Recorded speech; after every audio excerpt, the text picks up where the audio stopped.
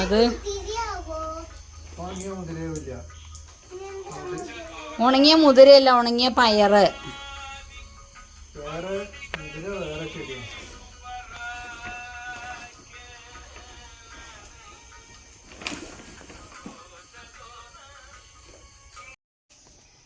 ഇങ്ങനെയുള്ള പയറ് നേരത്തെ വീഡിയോ കണ്ടില്ലേ, മാഷിങ്ങനെ ഓരോ മണിയായിട്ട് ഇരുന്ന്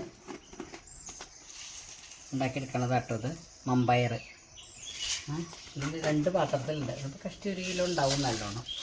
അതാണ് ഇപ്പോൾ ഇന്ന് മണിത്തട്ടയ്ക്ക് എടുക്കണത്. അതേപോലെ ഇത് ചെറുപയർ, ഇതും ഇവിടെ ഉണ്ടായതാണ് കേട്ടോ. എത്ര ചെറിയ മണി അറിയാം.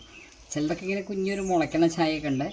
ചെറുപയറിൻ്റെ ചെടി ഞാൻ അന്ന് ഏതോ ഒരു വീഡിയോയിൽ കാണിക്കണ്ടായി. എനിക്ക് തോന്നുന്നത് എന്തോ ഇട്ടപ്പോൾ അതിൻ്റെ ഇടയിൽ യഥാല ചെറുപയർ മുളച്ചാട്ടോ. പിന്നെയാണ് മനസ്സിലായി ചെറുപയറാന്ന്. ഓരോന്നോരോന്നായിട്ട് പൊളിച്ചുണ്ടാക്കിയതാണ്. അപ്പോൾ പണി തുടങ്ങട്ടെ. നമസ്കാരം. നല്ല അടുക്കളയുടെ പുതിയ എപ്പിസോഡിലേക്ക് എല്ലാവർക്കും സ്വാഗതം. മാണിത്തട്ടയും മമ്പയറുമാണ് ഇന്ന്. സാധാരണ അത് ഉപ്പേരി വെക്കാറുണ്ട്, ഇവിടെയൊക്കെ തോരൻ വെക്കാറുണ്ട്. മാണിത്തട്ടയും മമ്പയറും മെഴുക്കുവരട്ടിയും തോരനൊക്കെ വെക്കാറുണ്ട്. അപ്പോൾ ഇന്ന് ഞാൻ ഉണ്ടാക്കുന്നത് മാണിത്തട്ടയും മമ്പയറും കൂടി കൂട്ടാനാണ് കേട്ടോ. നല്ല ടേസ്റ്റാണ്. ഉള്ളിയൊക്കെ കാച്ചിക്കുത്തി നല്ല ടേസ്റ്റാണ്. അപ്പോൾ മമ്പയർ നമുക്ക് ഇവിടെ തന്നെ ഉണ്ടായതാണ്. ഇന്നത്തെ റെസിപ്പിയുടെ പ്രത്യേകത അതാണ് കേട്ടോ.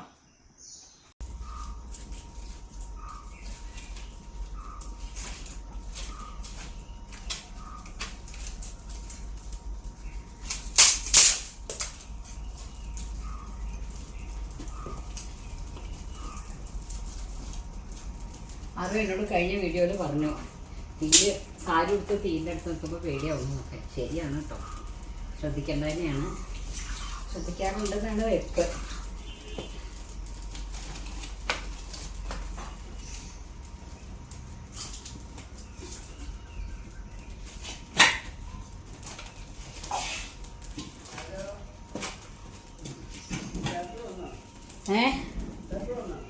പേപ്പർ വന്നു. ആരും ഉമ്മർത്ത് കൊടുത്തിട്ടുണ്ടോ?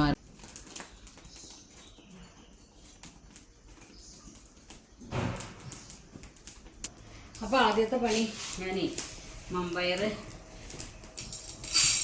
വേവിക്കട്ടെ കേട്ടോ. ഇപ്പോൾ ഒരു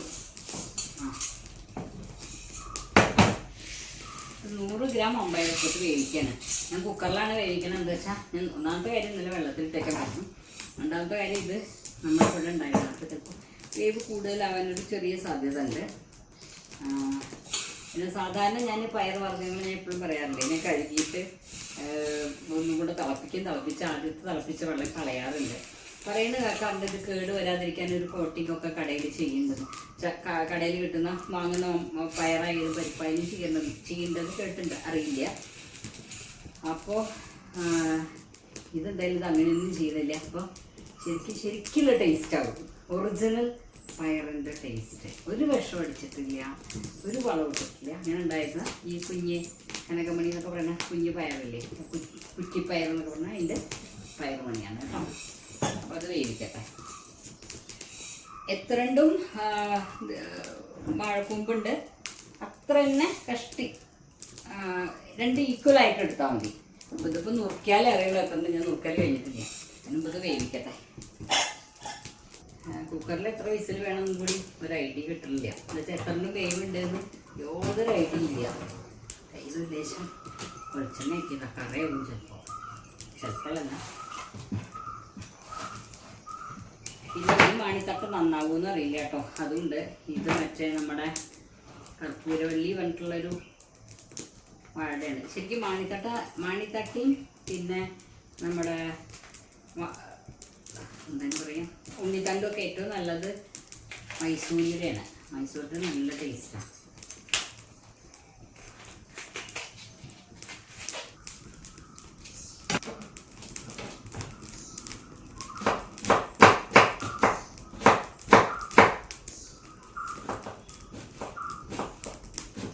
അപ്പോൾ നുറുക്കൽ കഴിഞ്ഞു.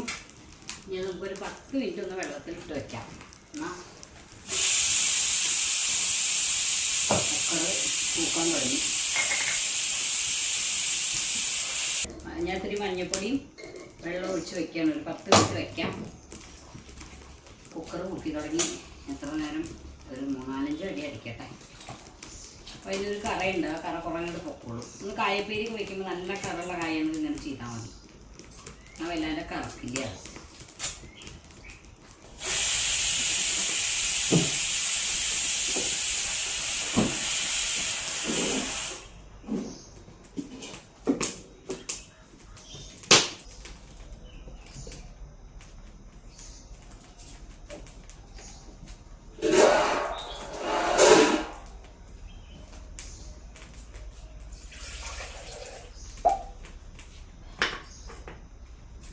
കുറച്ച് നേരമായി ഇത് വെള്ളത്തിൽ ഇട്ട് വെക്കണം. അപ്പം അതിൻ്റെ ഒരു നമ്മൾ ആദ്യം വെള്ളത്തിൽ ഇടുമ്പോൾ അതിൻ്റെ ഒരു പിഞ്ഞ് വെഴുവഴുപ്പ് പോലെ ഉണ്ടാവും. അതൊക്കെ അറിയണ.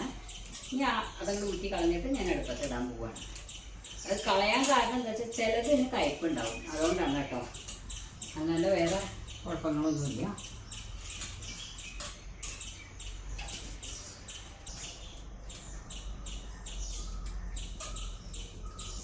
കഴിഞ്ഞ വീഡിയോയിൽ പയറിൻ്റെ ഇലയുടെ റെസിപ്പി ഇട്ടപ്പോഴേ ആരോ ചോദിച്ചു, ആരോ കമൻറ്റിൽ പറഞ്ഞാൽ അവർ പയറിൻ്റെ ഇല വെക്കുമ്പോൾ അത് അതിനൊരു കട്ടുണ്ട്, അത് അപ്പോൾ ഒന്ന് തിളപ്പിച്ച് വെള്ളം പിഴിഞ്ഞ് കളഞ്ഞിട്ട് വയ്ക്കുന്നത്.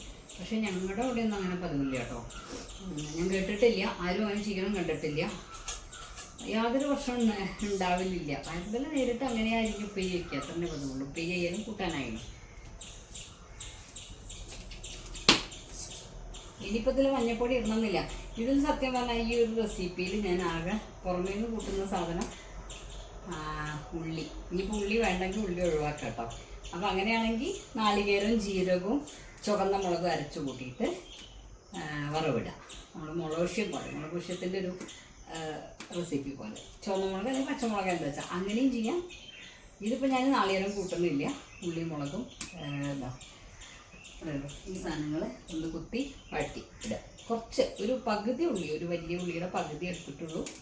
നല്ല ചെറിയ ഉള്ളി വെച്ചാൽ ചെറിയ ഉള്ളി ഒരു 10 അല്ലി, കുറച്ച് ചുവന്ന മുളക്, കരുവേപ്പില, ഇതൊന്ന് ചതച്ചിട്ട് നമ്മൾ വറവിടുക. അത്രയേ ഉള്ളൂ. വറുത്തിടുക. മാണിത്തട്ടുകൊണ്ട് കട്ട്ലറ്റൊക്കെ ഉണ്ടാക്കാം കേട്ടോ.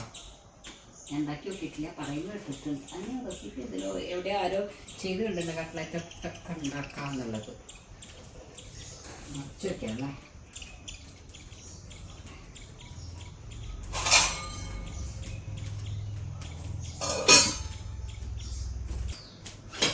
മാണിക്കട്ടയുടെ കഷ്ണത്തിനേക്കാൾ ഉണ്ടാവും അതിൻ്റെ വേസ്റ്റ്.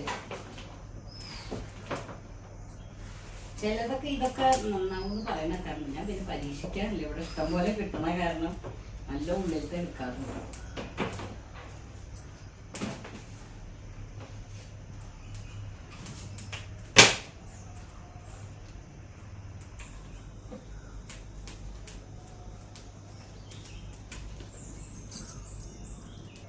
ഇങ്ങനെ ഇങ്ങോട്ട് ചതക്കേ വേണ്ടു. ഇനി ഇത് വറവിടണമെന്നില്ല. മീതങ്ങനെ കറിയുടെ മീതങ്ങനെ കൂട്ടാൻ്റെ മീത പാറി ഇങ്ങനെ കിടന്നാൽ മതി. ഞാൻ വറവിടാറില്ല കേട്ടോ. വേറെ കടുകും മുളകൊന്നും ഇനി വറവിടാറില്ല. ഇത് മാത്രം ഇങ്ങോട്ട് നല്ല വഴറ്റിയിട്ട് നല്ല ഇങ്ങോട്ട് വഴട്ടും, നല്ല മൂക്കും അങ്ങനെ വഴട്ടും. അപ്പോൾ അത് വഴറ്റി കൊണ്ടിട്ട് കേട്ടോ. അതാകുമ്പോഴേക്കും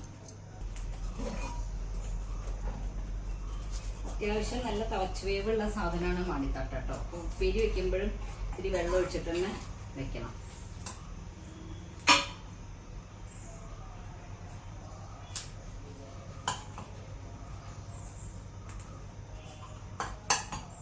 കണ്ട ക്യാബേജ് പോലെ കണ്ടെങ്കിൽ ക്യാബേജിൻ്റെ അല്ല വേവുള്ളൂ.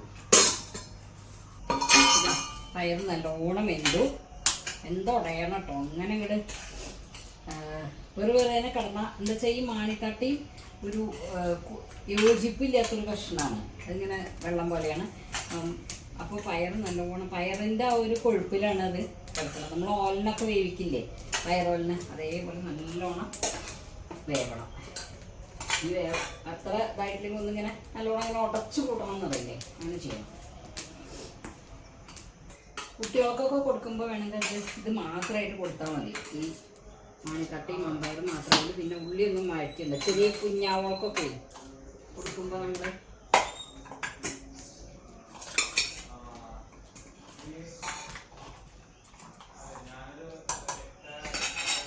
ഉപ്പിട്ടിട്ടില്ല. ഇതപ്പോൾ ഉപ്പിടാൻ പോവുകയാണ്. ഇനി ഒന്ന് നല്ലോണം അവിടെ കിടന്ന് തിളയ്ക്കണം. രണ്ടും കൂടി നല്ല തിളച്ച് വേവണം. അത് യോജിപ്പ് ഇങ്ങനെ വരണമെങ്കിൽ കുറച്ച് നേരം വേണം കേട്ടോ. അപ്പോൾ കണ്ടോ, ഇതിൽ നല്ലോണം വെള്ളമുണ്ട്. ഇനി ഇതിങ്ങോട്ട് തിളച്ച് വറ്റി വരണം. കുറച്ചും കൂടിയൊക്കെ നല്ലോണം കുറുകണം കൂട്ടാൻ. അപ്പോഴാണ് നല്ല ടേസ്റ്റ് ഉണ്ടാവുള്ളൂ. അപ്പോൾ ഇതാ നമ്മുടെ ആ കൂട്ടാൻ വറ്റി ഇത്രയായി കേട്ടോ. കണ്ടോ, ഉപ്പൊക്കെ നല്ലോണം പിടിച്ചു. ഒരു ചെറിയൊരു കൊഴുപ്പ് വന്നു. ഇത്രയേ ഉള്ളൂ കേട്ടോ. എനിക്ക് തോന്നുന്നു ഈ പയർ വല്ലാണ്ട് ഒരു ആക്കുള്ള പയറല്ല. അപ്പോൾ കുറച്ച് കരുവേപ്പില ഇങ്ങനെ വിടുന്നില്ല, ഒരു ആർഭാടത്തിന്, ഒരു വാസനയ്ക്ക് ഞാനത് വാങ്ങിച്ചു വയ്ക്കുകയാണ്. ഉള്ളിയും മുളകും കൂടി വഴട്ടിയതാണ് കേട്ടോ. അതതിൻ്റെ മീതെ കഴിഞ്ഞ പണി കഴിഞ്ഞു.